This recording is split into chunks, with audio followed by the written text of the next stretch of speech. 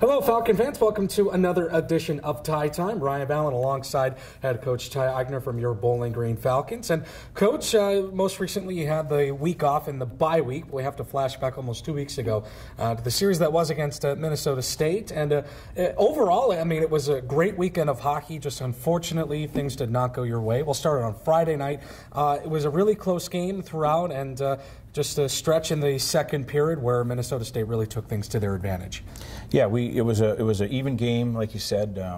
We were chasing them a little bit, but ultimately, down 1-0, got it to 1-1, then down 2-1, got it to 2-2, and then we made some decisions there in that second period. They scored 4 goals in the second period, and normally if you give up 4 goals in the second, you probably feel like you were significantly outplayed, which we didn't feel like. We just made a couple decisions that allowed a really talented team to have some odd man rushes and some opportunities that they cashed in on, and maybe another team doesn't take advantage of those opportunities, but Minnesota State's too good to give those opportunities to. And then to our team's credit, we battled back there in the third and had some really good chances early in the third.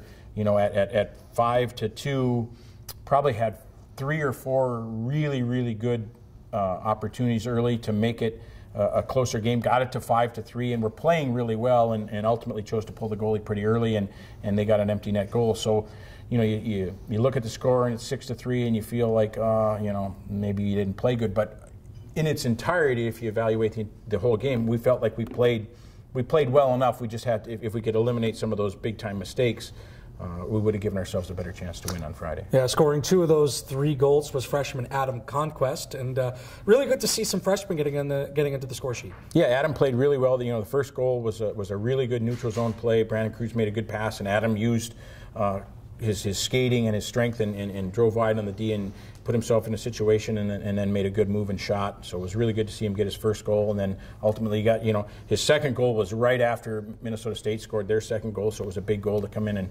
and create a turnover off the forecheck and then tie it up. So real good to see Adam get rewarded for his efforts. And then on the Saturday night game, Bowling Green has a 2-0 lead going into the third period, and things ultimately did not go their way, and you guys fell 3-2 in overtime. Yeah, that was I think we've had a couple of those of late here not go our way, and I think it's a difficult way to lose a game. You'd almost rather lose 3 or 4 to 1 and know the outcome, but when you're winning and in that situation, we'd played very, very well the entire game, and 2-0 going into the third.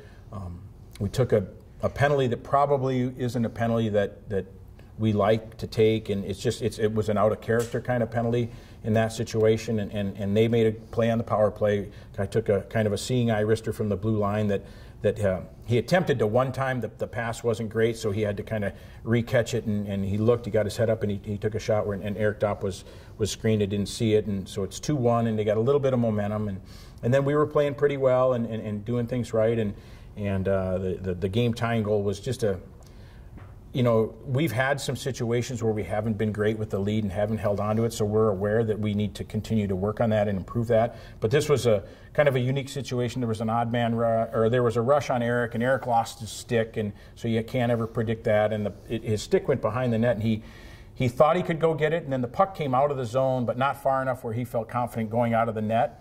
And then they came in on a pretty non-threatening transition play, and the guy who pulled up, he ultimately tried to shoot it and passed it to the front of the net. It hit a guy's skate and ultimately went right through Eric's legs, where his stick, had he gotten it, would have gone. But so we need to do a better job 100% on handling that situation. But it was just one of those deals, and it seems like we've tried to look at all the scenarios where we haven't finished off a game and what's happened and how can we improve and how can we dig in those situations and believe we're gonna have success. And some of it is situational, some of it's doing a better job handling that and coaching that situation. And other times there's just things that kind of sort of are out of your control. So I think we felt really, really bad about the result, but we felt good about how we played.